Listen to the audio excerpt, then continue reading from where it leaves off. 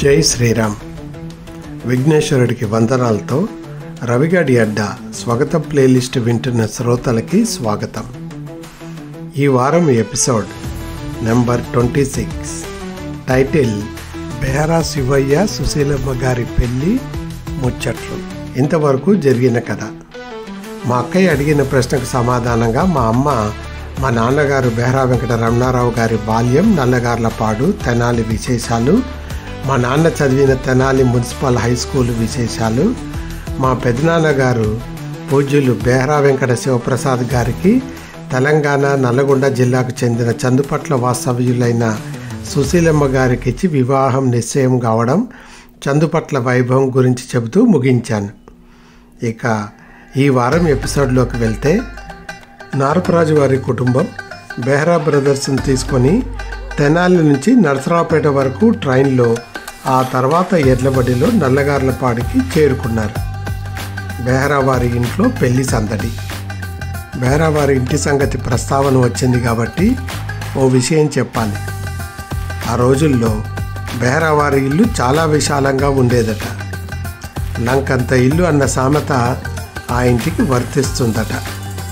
అంతకుముందు ఎపిసోడ్లో చెప్పినట్లు బెహరా వారిది పెద్ద కుటుంబం. బెహరా వారు ఒరిస్సా ప్రాంతం నుంచి వలస వచ్చి నల్లగార్లపాడు పరిసర ప్రాంతంలో కొన్ని వందల సంవత్సరాల నుంచి నివాసం ఉంటూ వచ్చారని చెప్పాను. బెహరా వారి ఆ పెద్దింటి విశేషాలు పూజ్యులు, లివింగ్ లెజెండ్ అయిన మా అమ్మ సుశీలమ్మ గారి స్వరంలో. మొదటి సంబంధాలు అయితే మా మామగారి అత్తను చెల్లెల్ని ఆ ఊరు ఇచ్చారు. పాము పుట్టిందని పేరు. మా అదిట పోయి మెళ్ళ చీటు కడితే పోయి గుళ్ళపై వాళ్ళ ఇంటికి పోయేది. పోగానే నీళ్లు పెడితేను కాళ్ళు ఇట ముందు తుడుచుకునేదిట, పాలు పోస్తే తాగేదిట, మళ్ళీ చీటి రాస్తే వచ్చేసింది. మరి ఎట్లా పోయేదో మరి ఏమో అట్లా పోయి మొదటి నుంచి అట్లా ఉన్నదిట. పోయేదిట, మళ్ళీ వాళ్ళు మెల్ల చీటు కడితే వచ్చేదిట. గార్లపాడు పొలాలు అసలు అప్పుడు అమ్మేశారు. మా అప్పుడు ఏమన్నా కట్నాలు లేవు, ఊరికినే చేసుకున్నారు. ఆడపిల్లలకు వచ్చేటప్పుడు కట్నాలు వచ్చినాయి.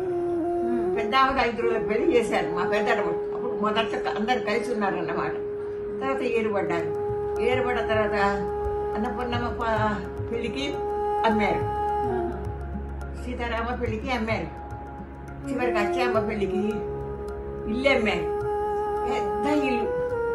మీరు చూస్తే ఎన్ని ఎకరాలు ఉన్నది. ఇప్పుడు వాళ్ళు కొంత పొలం చేసుకున్నారు, కొంత ఇల్లు కట్టుకున్నారు, కొంత మధ్యలో ఉన్నది ఎంత ఇది స్థలం అని. అప్పుడు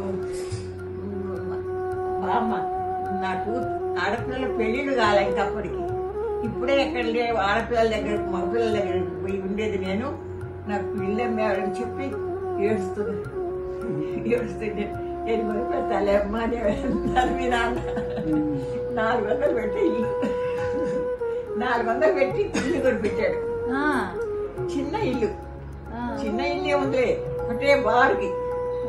మొదలేమన్నా హాలు, తర్వాత వంట ఇల్లు, తర్వాత కొంచెం దొడ్డి, కొంచెం అట్లాంటి దాంట్లోనే ఉన్నాం. తర్వాత ఇల్లు అమ్మినప్పుడు నేను మీ మామయ్య గారికి ఇచ్చాను. నువ్వు కొన్నావు ఇచ్చేసాను. ఈ దొడ్డి ఇంటికి ఎదురుగా దొడ్డి అమ్ముతుంటే మా మామగారు కొన్నాడు. 100. మాకు అక్కడ స్నానానికి లేదు. అక్కడ బయట ఉన్నా ఎన్నున్నా దొడ్డికి పోవాలి కదా. ఇటు వాకిలి ముందర గజ దొడ్డి ఉండేది. అక్కడనే నీళ్లకు పోసుకోవటం, ఆవులు ఉండేది, పల్లె ఉంటే కట్టేసుకోవటం అవన్నీ చేసుకునేవాళ్ళు. ఎదురుగా దొడ్డి వాకిట్లో మధ్యలోనే ఖాళిస్తారు. ఇంకా దాంట్లోనే అదేమన్నా కానీ మా మామగారికి దానం ఇచ్చేసారు, భూదానం కింద. అదే మొత్తానికి నల్లగార్లపాడులోని అంత పెద్ద ఇంట్లో బెహరా వెంకట శివప్రసాద్, సుశీలమ్మ గారి వివాహ సందడి మొదలైంది. ఈ రోజుల్లో అయితే పెళ్ళంటే బంధువులంతా ఓ రోజు చుట్టూగా రావడం, అందరూ కలుసుకొని ఒకరి బాగోగులు ఒకరికి చెప్పుకునే అవకాశము, సమయము లేకుండా నూతన దంపతులపై అక్షంతలు వేసి టిఫిన్స్ భోజనాలు చేసి అందరికీ బాయ్ చెప్పి ఎవరి తాహత్తుకు సరిపోయే వాహనాలు వారు ఎక్కి ఎవరి గూటికి వారు చేరుకుంటారు. ఆ రోజుల్లో పెళ్లి సందడి వేరు. కనీసం 3 రోజుల నుంచి 5 రోజుల వరకు వివాహ ముచ్చట్లు జరిగేవి. బంధువులంతా కలిసిమెలిసి ఎంతో ఘనంగా జరుపుకునేవారు పెళ్ళిని. అందుకనేమో ఆ రోజుల్లో బంధువుల మధ్య ఆప్యాయతలు అనురాగాలు అంతగా ఉండేవి.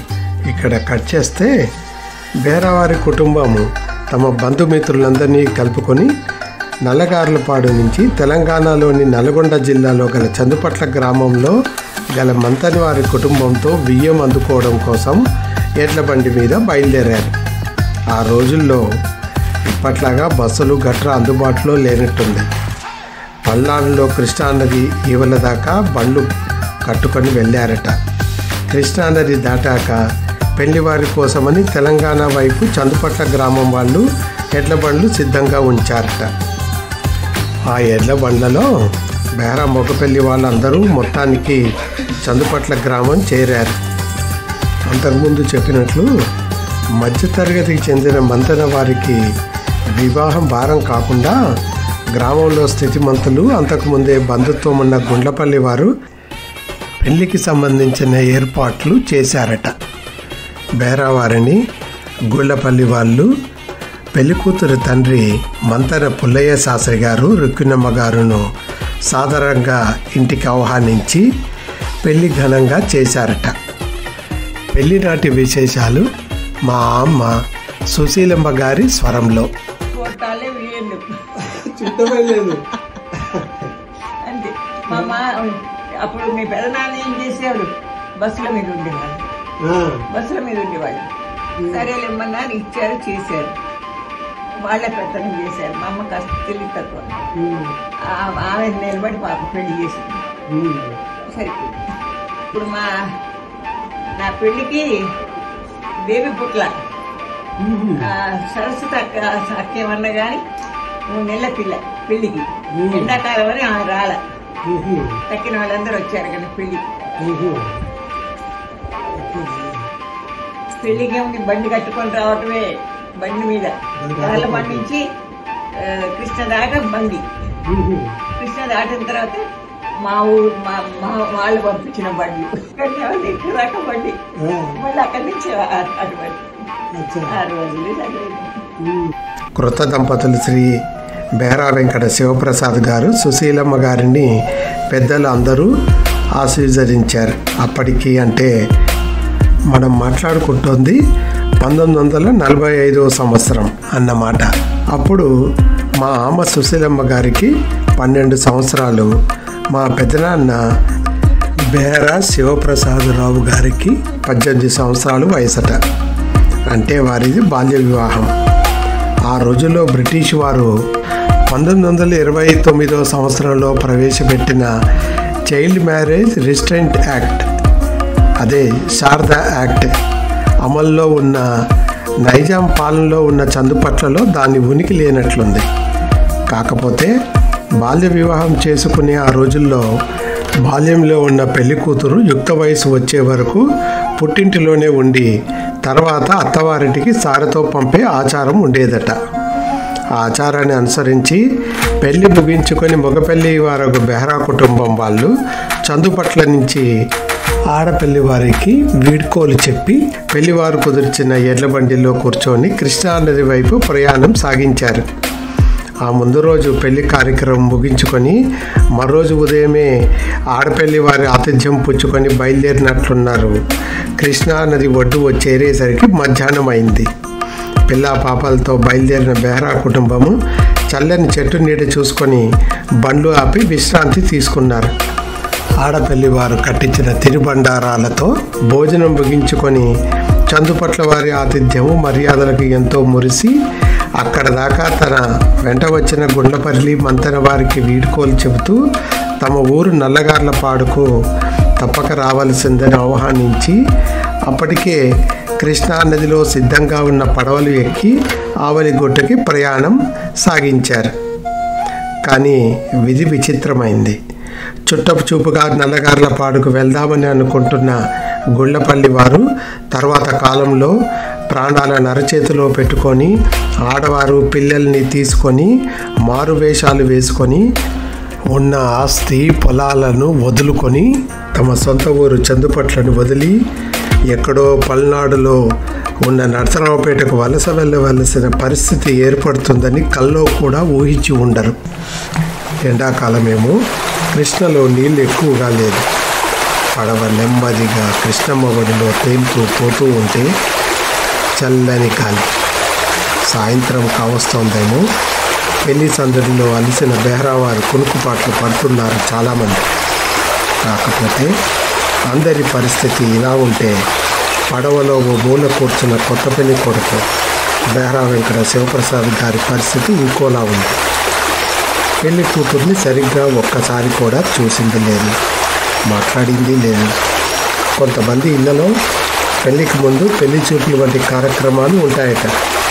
తన విషయంలో అది జరగలేదు. పెళ్లి కూతురుకు సిగ్గు ఎక్కువగా ఉన్నట్టుంది. తల ఎత్తి తనను చూసింది లేదు, కనీసం తాళి కట్టే సమయంలో కూడా. ఈ సమయంలో తనలాగా తన గురించి ఆలోచిస్తుందేమో అన్న తలంపు రావడంతో శివప్రసాద్ గారి మొహంలో చిరునవ్వు. అంతలో ఆ ప్రక్కగా తమ పడవకి కొంత దూరంలో నదిలో ప్రయాణిస్తున్న పడవపై దృష్టి పడింది శివప్రసాద్ గారికి. ఆశ్చర్యం. ఆ పడవలో ఓ మూల కూర్చుని కాస్త తడపడుతూ సిగ్గుతో తల వంచుకొని తన వైపు క్రీగంటా చూస్తున్న కొత్త వధువు కనపడింది. పరిశీలనగా చూస్తే తన సతీమణి సుశీలలాగా అనిపించింది శివప్రసాద్ గారికి.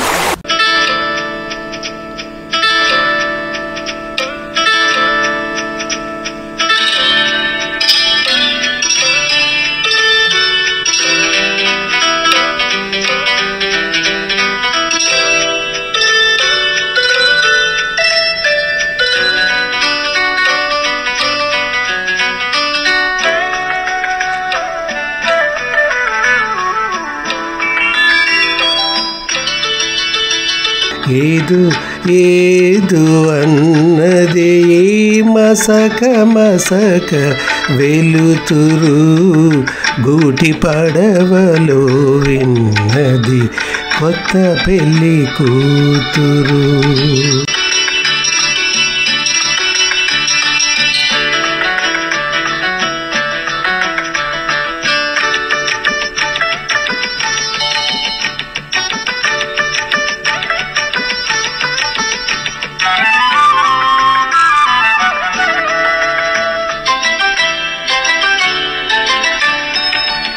ఒదిగి ఒదిగి కూర్చుంది బిడియపడే వయ్యారం,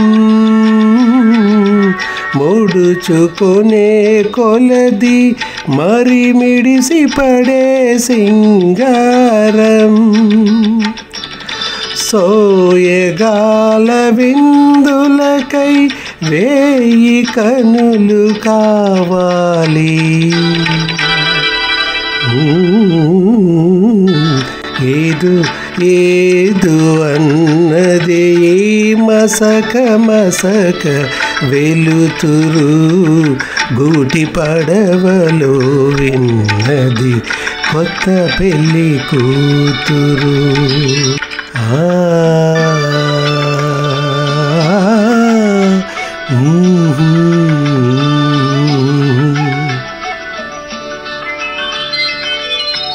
అన్నయ్య అన్నయ్య వడ్డు వచ్చింది, నిద్రలే అంటున్న బెహరా రమణారావు గారి వైపు ఆశ్చర్యంగా చూస్తూ ఇంతవరకు తనతో పాటు ప్రక్క పడవలో ఉన్న వృద్ధ వధువు సుశీల అని భ్రమపడ్డానని అనుకొని ఈ పగటికల నిజమైతే ఎంత బాగుండేది అని అనుకుంటూ రవ్వంత సిగ్గుపడి పడవ మించి నెమ్మదిగా వడ్డు మీదికి దిగుతూ తనతో వచ్చిన అమ్మ మేనత్తలు చెల్లెల్ని పడవ నుంచి క్రిందకు దిగడానికి చెయ్యి అందిస్తున్నారు బెహరా శివప్రసాదరావు గారు.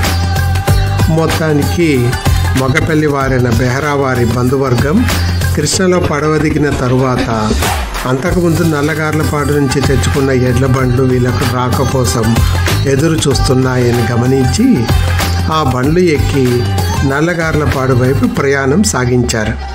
పెళ్లి సందడితోనూ ప్రయాణపు బడలికతోనూ అలసిన బేరావారితో పాటు మనం ఇక్కడ బ్రేక్ తీసుకుందాం. నైజాం ప్రాంతంలో రజాకారు అరాచకాలు, మా అమ్మ సుశీలమ్మ అత్తగారింటికి ప్రయాణం, గార్లపాడులో అత్తింటి విషయాలు మీరు తెలుసుకోవాలనుకుంటున్నారా? అయితే వచ్చే ఎపిసోడ్ దాకా ఆగాలి. మరి ఇట్లు భవదీయుడు బెహరా వెంకట రవికుమార్, కేర్ ఆఫ్ రవిగాడి అడ్డా. ఈ ఎపిసోడ్ని ఆసక్తిగా వింటున్న మీకు ధన్యవాదాలు. ఇటువంటి అందమైన ఎపిసోడ్స్ని మళ్ళీ మళ్ళీ వినాలనుకుంటున్నారా? అయితే లైక్, షేర్ ఇంకా సబ్స్క్రైబ్ చేయడం మర్చిపోకండి. అలాగే ఆ కింద ఒక బెల్ ఐకాన్ కనిపిస్తుందా? అది కొడితే మా డాడీ కొత్త ఎపిసోడ్ అప్లోడ్ చేయగానే మీకు నోటిఫికేషన్ వచ్చేస్తుంది. Thank you for listening.